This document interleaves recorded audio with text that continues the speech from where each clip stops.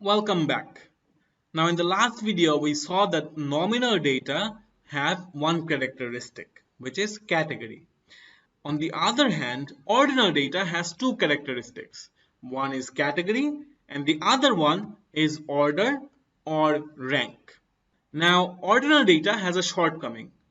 What is that shortcoming? I'm going to explain it with an example very soon. Let's go back to the example of the racer again. So if you remember, in the race example, we asked a question about the position of the racer. So whether it's first, second, or third. Now listen to me very carefully. Let's say there was this race and all the drivers were at the end of the race. And all the drivers finished the race. Now obviously there was a ranking, right? First, second, third, fourth, and fifth. Now, at the end of the race, even though I know the position of each of the drivers, can I say that the difference between the first and the second driver is exactly the same as the difference between the second and the third position driver? Again, the question is, can I say that the difference between the first and the second driver is exactly the same as the difference between the second and the third racer? And by difference, I'm talking about time difference here. So are the time differences same? No, obviously not. Why? Because it can be the case easily where the first and second driver was very neck on neck. So the first and second driver's time difference was only 1 second or 2 seconds. Whereas the third driver took 10 minutes extra to cross the finish line. So in this case, what is the difference? So the first and second driver's time difference is only 1 second, whereas the second and the third driver's time difference is 5 minutes. So the time differences are different. So the point that I'm trying to tell here is that even though we know the ranking of individual drivers, from that ranking, we cannot say anything about the time difference, right? So that is a shortcoming of ordinal data. Again, even though we know the ranking, we do not know the actual difference between two consecutive ranks. So what is the difference between first and second, or what is the difference between second and third, and so on? All right? It can be 1 second, or it can be 1 hour as well. We do not know that. Same thing applies to the next example, the popularity example. If you remember, the question was, what is the popularity of this celebrity? And the options were high, medium, and low, right? Now, in this case, can I say that the difference between high and medium popularity is the same as the difference between medium and low popularity? No, it's not the case. We just know that high popularity is better than medium popularity and medium popularity is better than low popularity. But we definitely cannot say that the difference between high and medium is exactly the same as the difference between medium and low, right? So again, this is the shortcoming. We do not know the exact difference between two ranks or orders. So yes, this is the general shortcoming of ordinal data. In ordinal data, the difference between two values is not constant or equal. It can be very different. So it can be 1 second in one case, and in the next case it can be 1 hour or even 2 hours. So the main point is the difference between two values is not constant or equal. Now, the good news is the next type of data, which is interval data, addresses this shortcoming. So what is interval data? Here is the definition. An interval data contains all the information of an ordinal data, but it also allows you to compare the difference between two objects. So as I said earlier, that the differences can be measured, and you will see very shortly why it can be measured, and you will also see that the difference between two consecutive ranks are equal. So in interval data, there is a constant or equal interval between two values. And finally, the difference between any two adjacent or consecutive values is identical or the same to the difference between any other two adjacent values of an interval data. I know it sounds a bit complicated, but it says the exact same thing as I have said just earlier. So again, the difference between two consecutive ranks or values are the same or constant or equal all throughout. Don't worry if you haven't been able to grab the concept as of yet. I'm going to explain it very soon with an example, and then you will be crystal clear about the concept. So before moving on to the example, let's take a look at the characteristics of interval data. You know this by now already. Even then, just to show you the characteristics. So in interval data, we have the following characteristics. So we have category, and we also have order or rank, and along with these two characteristics, we also have constant distance between two consecutive values. So let me explain this with an example here. So here is the definition as I explained just earlier. Now let's take a look at the example here. The best example for interval data is temperature. Alright. So as you can see here, we have a temperature scale or a thermometer here. Now why is temperature is the best example of an interval data? Let's take a look. Now I'm sure all of you have used thermometer at one point in their life. Alright. Now on this scale we have temperature readings. So we have 1 degree, 2 degree, 3 degree, 4 degree, 5 degree and so on up to maybe 120 degrees. I'm not completely sure though. So we have different degree readings. Now from these scale reading, can I easily say that the difference between 1 degree and 2 degree is exactly the same as the difference between 2 degree and 3 degree? Yes, obviously.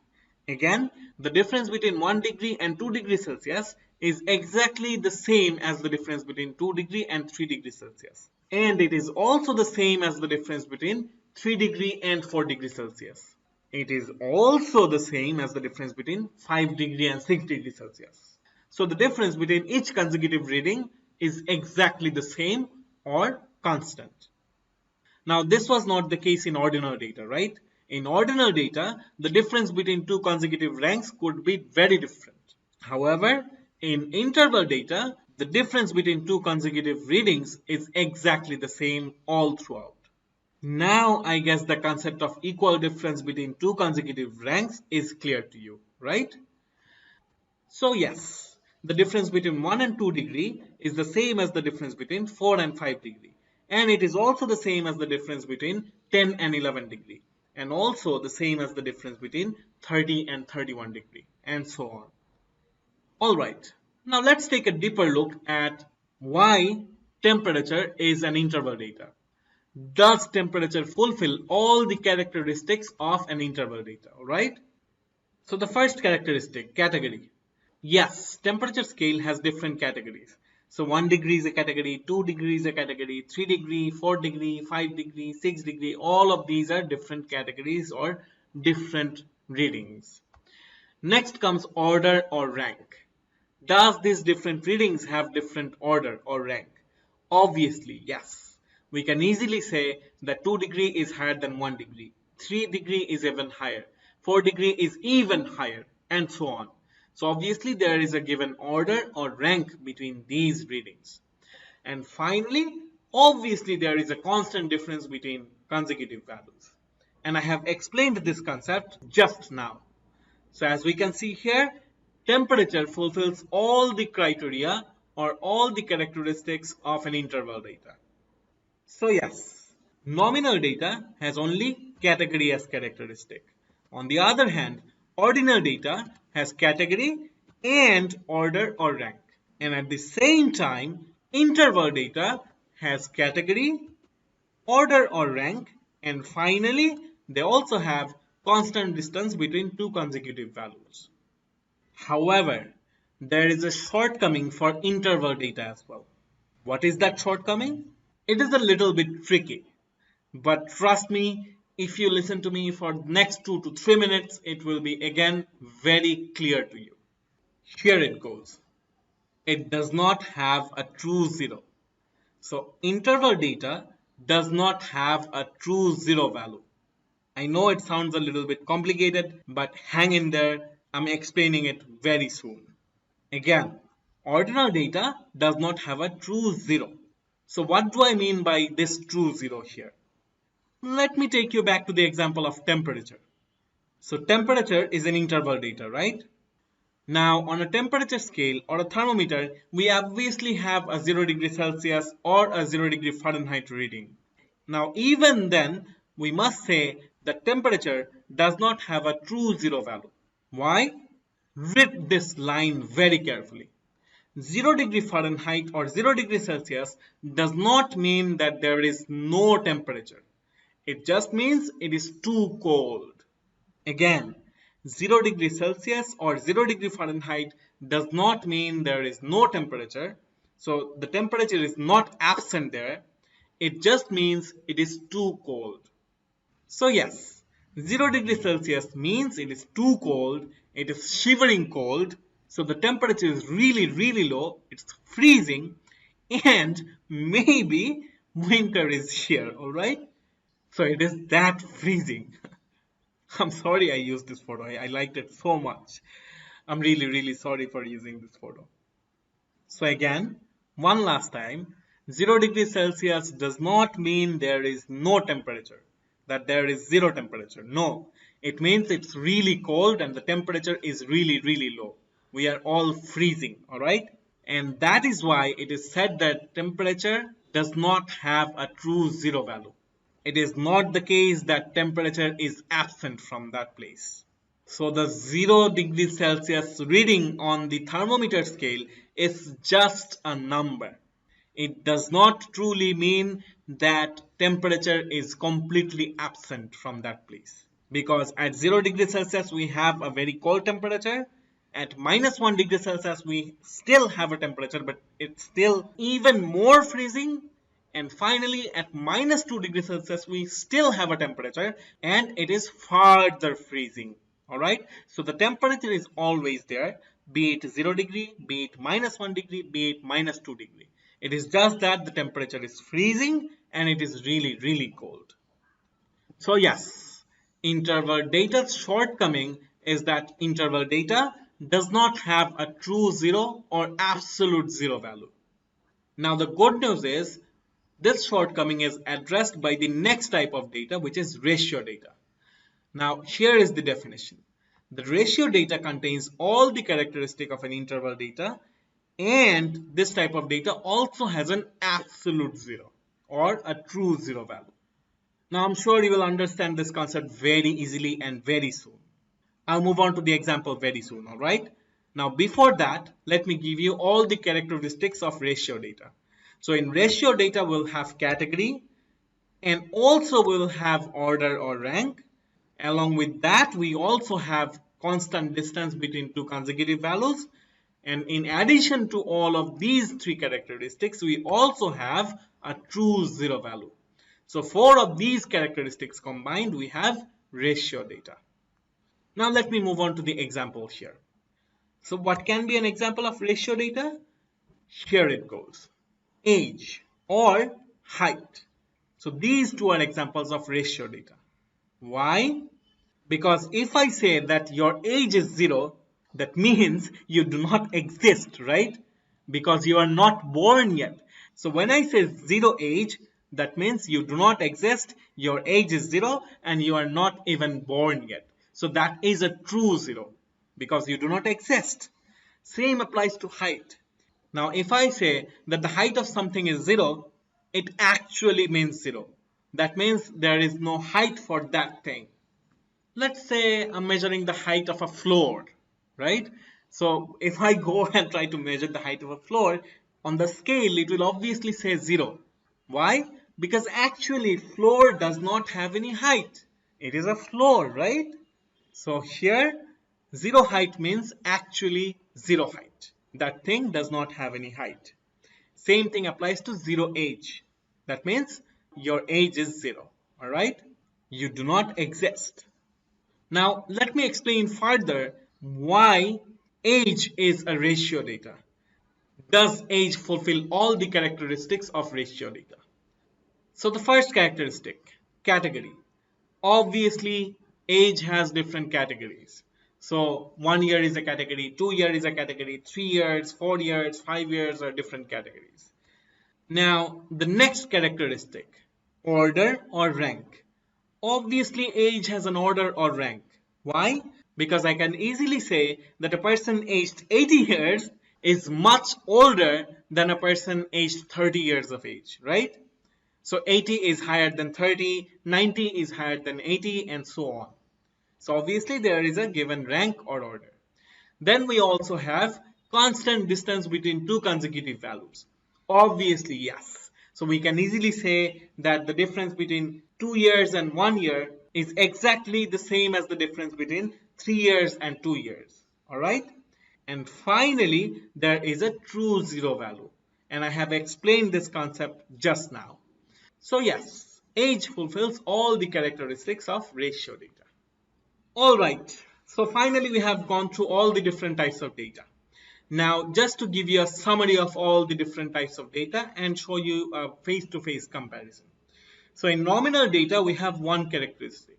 We have just category. In ordinal data, we have category and order.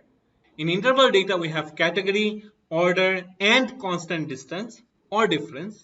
And finally, in ratio data, we have category, order, constant distance or difference, and a true zero value. So this is a summary of all the characteristics that we have in different types of data.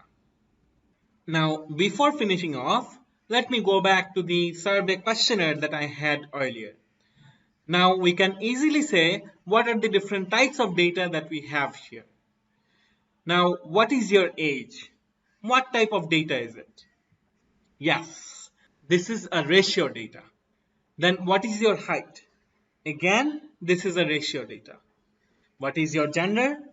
As I explained earlier, this is a nominal data. And finally, what is your position in the race of annual sports day? This is an ordinal data. Alright, so I guess this slide is completely clear to you. Now I'm going to give you another survey question. Now after looking at this question, you have to tell me what type of data is that. Alright, so here goes the question. Let me explain the question here first. So please select one of the following options. So you have two questions. I hate bust here to course. So against this statement, you have 1, 2, 3, 4, 5. So if you strongly disagree, you choose 1. If you strongly agree with this statement, you choose 5. Alright? So I'm sure you have filled out this sort of question before, alright? And the second question is Money Heist series is really awesome.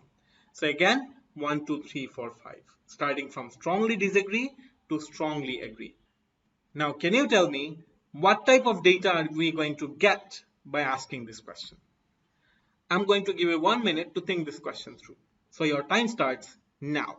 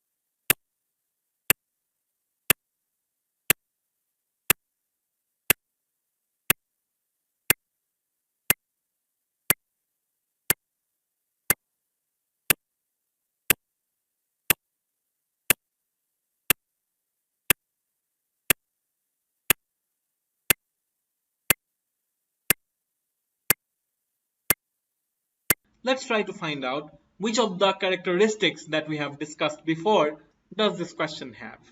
Now, if you remember, we had characteristics such as category, then ranking, then equal distance, and finally true zero value. Now let's start with the category one. Does the answer to this question have different categories? Obviously, yes. So 1 is a category, 2 is another category, 3 is another category, and so on. Now, the next characteristic is related to order or rank. Alright? So, does these categories have a given order? Obviously, yes. How? I can easily say that the level of agreement is the lowest in 1. Now, if I choose 2, the level of agreement is a little bit higher. Then if I choose 3, the level of agreement is even higher.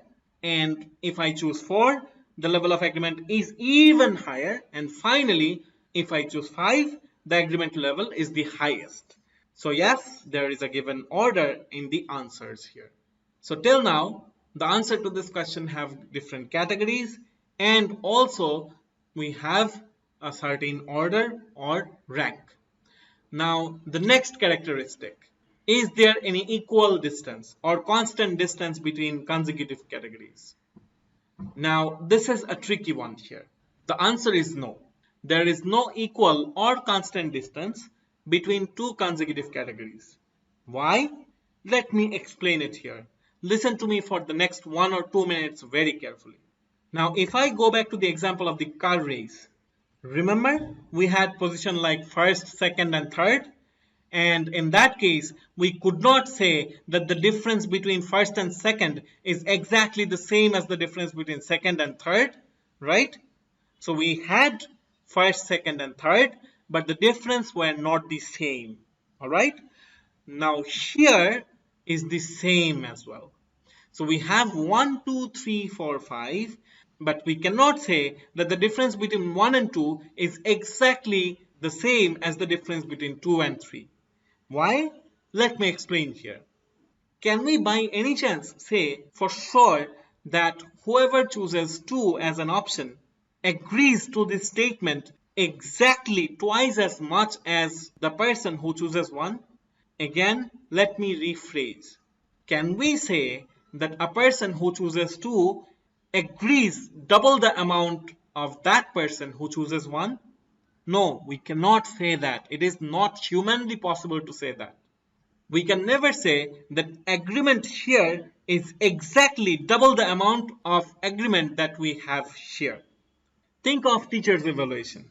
If you choose 2, can you say that you agree with a statement double the amount or twice as much as your friend who has chosen 1? No, that's not possible. By looking at these two options, we can definitely say that yes, 2 is higher than 1. So the level of agreement at 2 is obviously higher than the level of agreement at 1. However, we cannot say exactly by how much. The difference of level of agreement between 1 and 2 can be very different from the difference of level of agreement between 2 and 3. So we can definitely say that the differences between two consecutive categories are not always equal or constant. They can vary, alright? So this question does not fulfill the criteria of equal distance. So now, if we take a look here, the question that we just analyzed, it fulfills these two criteria. It does not fulfill this constant distance or equal distance criteria. So among these 4 types of data, the question that we just analyzed falls under ordinal data. Why? Because the question or the answer to that question fulfills category and order characteristic. Now, just a disclaimer. If you search the internet, you will find that some authors say that this type of question is ordinal, whereas there are other authors who say that this type of question can also be interval. So there are arguments for ordinal data and also there are arguments for interval data. Now, do not worry about it too much. These are high level concepts or advanced level concepts. For your course, consider these types of questions as ordinal data. So yes, we are done here. We have learned all the different types of data that we are going to deal with. So nominal data, ordinal data, interval data, and ratio data. So we are done here. Thank you so much on behalf of Night King for listening to this very difficult lecture. All right. See you in the next class.